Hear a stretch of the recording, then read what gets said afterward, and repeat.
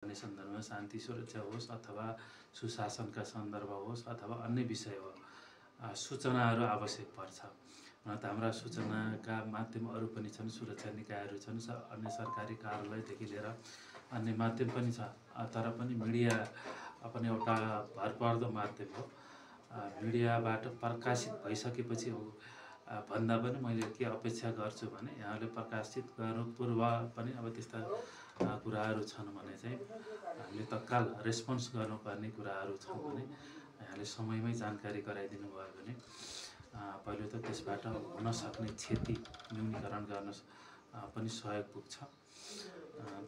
त्यसमा चाहिँ यहाँहरूबाट सकारात्मक सहयोग विगतमा पनि पक्कै भइरहेको छ कुरा पनि गर्नुभएको छ अध्यक्षज्यूले।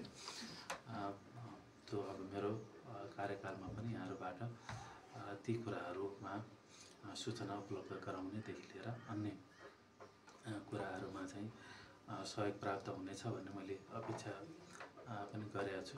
र अब त्यस्तो समस्या केही छैन। अब यहाँहरूले पनि रहेका व्यथितिहरूलाई चाहिँ उजागर प्रयासहरूको पहलहरू चाहे हाम्रो तर्फबाट होस् अथवा अन्य निकायहरूबाट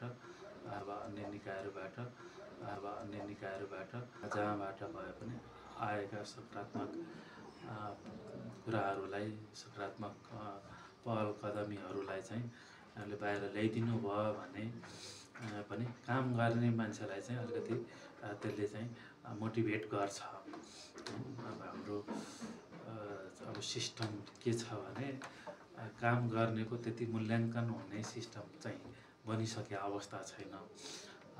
त्यो अवस्थामा चाहिँ अब यहाँहरूको पनि भूमिका हुन्छ। गरेका कामलाई चाहिँ बाहिर ल्याइदिनु भयो भने त्यसले अरू धेरै कुरो नभए पनि मान्छे काम गर्नेलाई चाहिँ मोटिभेट गर्ने अवस्था हुन्छ र अरूलाई पनि होइन केही गरेदेखि चाहिँ बाहिर चाहिँ आउने रहेछ, गरेको काम चाहिँ अरूलाई थाहा पनि हुँदो रहेछ भन्ने हिसाबले अरूलाई पनि त्यसले मोटिभेट गर्छ। त्यसको लागि र भएका व्यथितिहरूलाई पहिला त अहिले पनि कुरा गर्नुभएको छ।